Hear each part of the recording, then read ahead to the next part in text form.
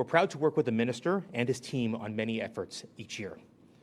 There have been many initiatives that the Minister and the Ministry have embarked upon to strengthen laws, expand infrastructure, enhance access to transit, all while remaining focused on ensuring that Ontario has one of the safest road networks in North America. These efforts are ongoing, and just yesterday the Minister spoke about proposed solutions to help curb another challenge that is being felt nationwide, the rise of auto theft. We thank the Minister and his team for their ongoing focus in keeping Ontario's roads safe. It's now my pleasure to call on the Minister, Pramit Sarkaria.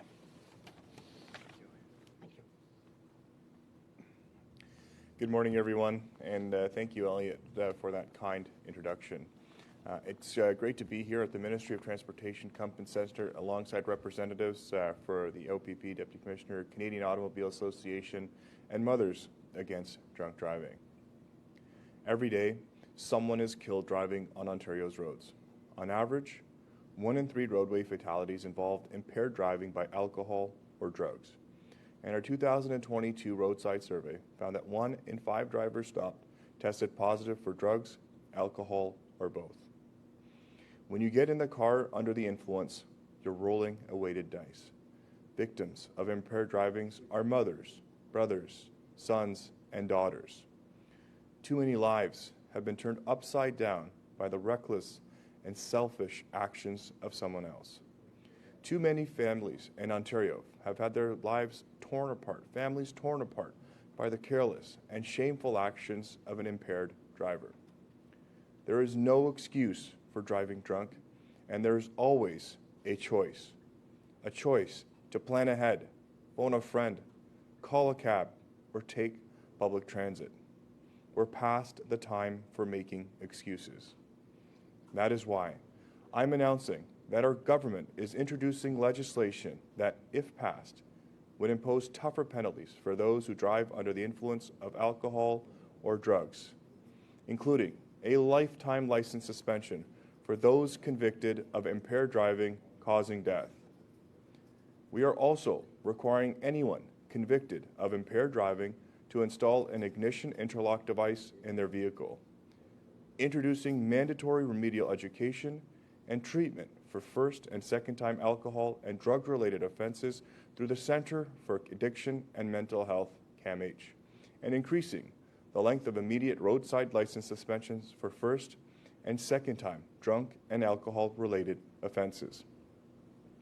As the police report increased incidences of cannabis-impaired driving, we'll also be launching a province-wide campaign highlighting the dangers and consequences of drug-impaired driving, as well as supporting law enforcement with additional funding and resources for drug detection during roadside enforcement. Everyone deserves to return home to their loved ones safely at the end of their night. There is never an excuse for getting behind the wheel impaired, and it's about time we stop making excuses for those who do.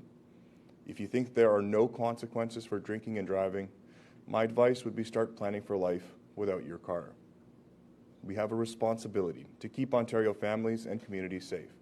Every death caused by an impaired driver is preventable, and I wouldn't be able to look my family in the eye if I didn't do everything in my power to stop that.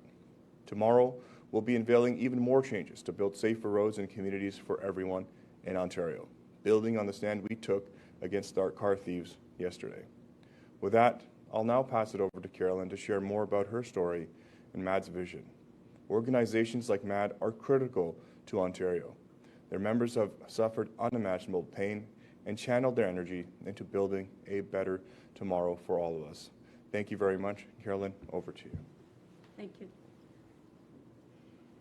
Thank you. Good morning, everybody. And thank you to the Ontario government, the Minister, for inviting me here this morning. I've been a volunteer with Mothers Against Drunk Driving for many, many years, as some of you will probably know. And it's sad that we still have to keep reminding people of the many, many people who are killed and injured every day in impaired driving crashes.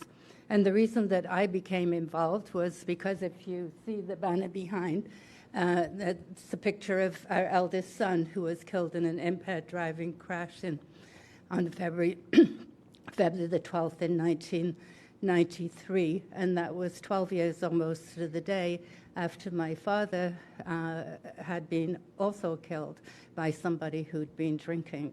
So for many years, I've advocated for changes to the laws. Today, we're very pleased to see the changes the Ontario government is bringing in.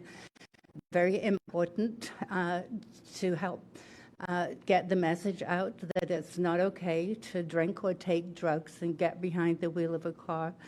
And one of the things that we know that are important are the sanctions. And so to have the increased license suspensions, to have mandatory ignition interlocks, and which is, which allows people to get behind the wheel of a car, but they're going to be able to do it safely. And the one thing that I know that many of the people that I deal with, because I also do victim support for MAD, and unfortunately, I've attended 2 trials in the last 3 weeks of people who've had family members killed. And I know when talking to those victims, and I talk to them about people, someone who's killed somebody being able to drive again, their opinion is that they should never be allowed to get behind the wheel of a car again. So I know that all the victims that I deal will be very supportive of these actions, and we're really pleased that the Ontario government is bringing these changes in. The most important thing is that we need to keep our roads safe. People need to make the right choices, and we need to make sure that before they get behind the wheel of a car, that they haven't been taking alcohol or drugs. We need to keep people safe. I would just love to not be doing this anymore because there are no more victims. So please, people, stay safe, be responsible, and do the right things. Thank you. We'll now go to questions from the media. If reporters could line up at the microphone behind me, please identify yourself by name and outlet, and it will be 1 question, 1 follow-up. First question.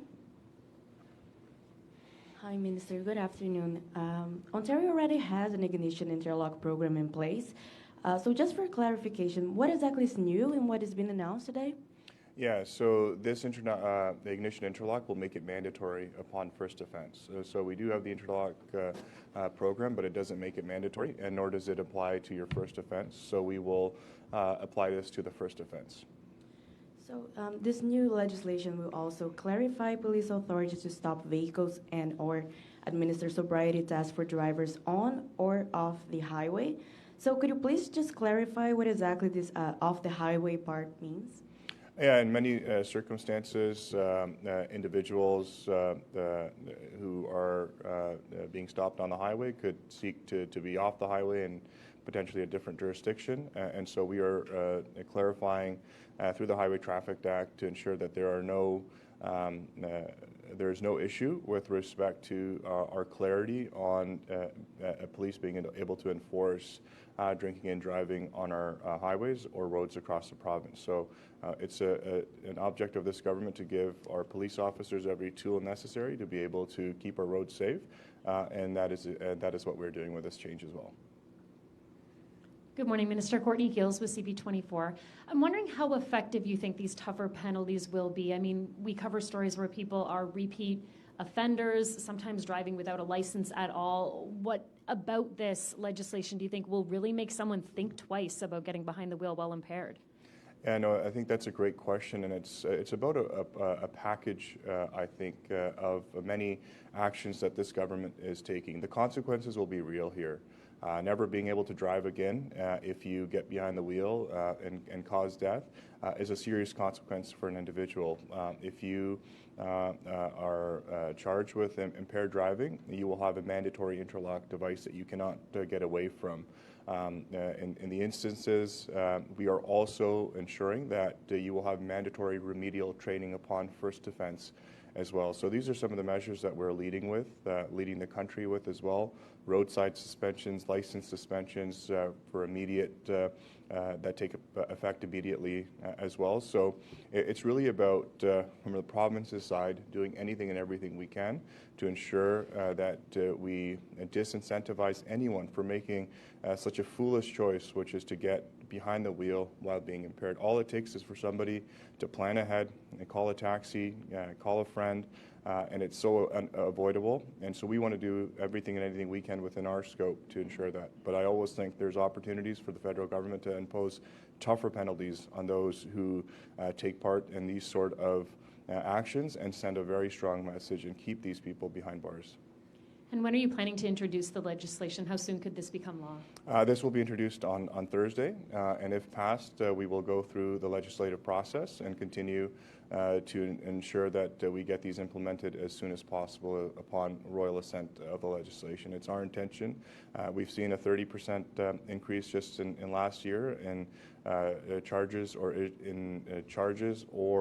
incidences with relation to impaired driving.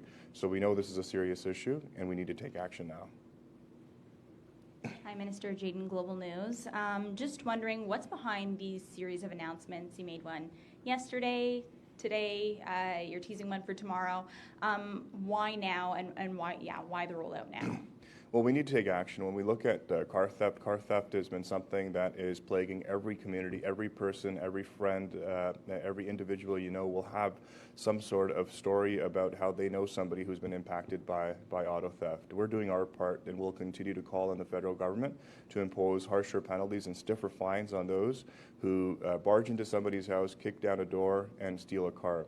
But we want to do our part in making sure that we take away their licenses for a lifetime in some circumstances. When it comes to impaired driving, what we are seeing is an increase of impaired driving, and that's a serious issue for us. 1 in 3 fatalities on the road can be related to impaired or drug-impaired driving. Just last year, we've seen a 30% increase in incidences involving impaired driving. So we need to get the message out there that we are serious about combating impaired driving, and that we will ensure that anybody that partakes or makes a very stupid decision to get behind the wheel while intoxicated or impaired or drunk faces the toughest penalties in the country. Are you able to kind of tell us, as far as suspension goes, how many days right now are people facing, especially for those like first or second offenses, and then moving forward if this new legislation is passed? On the auto theft piece, there's no suspension, so the 10, 15, and lifetime will be new suspensions, and it will lead the country. With respect to impaired driving, 3 and 7 days, and then we're moving that to 7 and 14 days, but also losing your license for life upon any conviction of impaired driving causing death. And so these are, and including remedial training through CAM-H if you are convicted upon first offense, and mandatory interlock devices as soon as your conviction occurs as well. So they will be very immediate, and they will happen right away. Hi, Minister. Lauren O'Neill, Global News Radio. Under this legislation, drivers who are convicted of impaired operation of a vehicle will have to install an interlock device and their car, correct? Does that work for things like cannabis or other drugs that might cause people to be impaired behind the wheel? Things like prescription drugs, marijuana, anything like that, or is it only for alcohol? Yeah, the interlock device and the technology continues to evolve, and we're going to do anything and everything we can to support our police officers and police forces in being able to pick up every substance that could cause an individual to be impaired. And so that is exactly what we're committing to today as well, through our government's commitment to not only increase funding for our police. We've invested the most from any government in supporting enforcement and frontline officers, but we'll also continue to use, whether it be new technology or whether it be detection devices. We'll support anything we can in our within our control to ensure that people and substances can be caught when using impaired. And my follow-up is a little bit unrelated, but this morning, City Councillor Brad Bradford announced that he's going to be putting forth a motion at City Hall to get construction going on the Gardner 24/7. I know that you've addressed this in the past and said you'd be open to the idea if someone at the city took the lead. Has anyone from the city approached you about this yet? Yeah, no, absolutely. I think anything and everything we can do to speed up the construction on the Gardner must be undertaken. I ride on the Gardner every single day almost, and I can appreciate the challenges and the pains. And that's why we're investing a record amount in fighting gridlock across this province. And so we are ready and willing to support the city in whatever they need from us, whether it be 24-hour construction, whether they need any other support from our technical team at MTO to get this project done as fast as possible and to clear any roadblocks that may exist. So we are all on board and support that measure. Bonjour, Jérémy Bergeron avec Radio-Canada. My question is for both the Minister and MAD. So today you're announcing tougher rules for impaired driving, but at the same time, the government is expanding the sale of alcohol in convenience store. Is this counterproductive? Well, look, it's about responsible adults and responsible individuals. Impaired driving is something that is absolutely preventable. And the majority of Canadians, the majority of Ontarians can make that very responsible decision to take action and plan ahead. It's very simple. And for our government, that is exactly what we believe in, is personal responsibility and individuals making that decision. Impaired driving is so preventable. Call a friend, call a taxi, take public transit. It's that easy.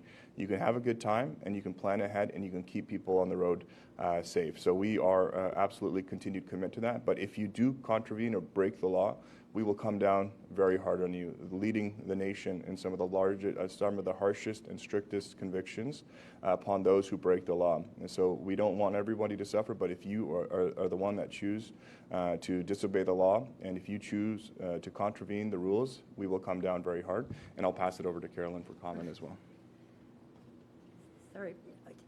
Could you repeat the question? I was just in English. With my French accent, I'm sorry about Okay. this. So today the government is announcing a measure that would be tougher rules for impaired driving, Yeah. but at the same time the government will expand the sale of alcohol in convenience store. Do you think this is counterproductive? Well, our message has always been the same, that it doesn't matter where the alcohol comes from. It's your own personal responsibility to make sure that you're not driving impaired. So our message has been, before you set foot in a car, you need to make sure that you haven't been drinking or taking drugs, or if you're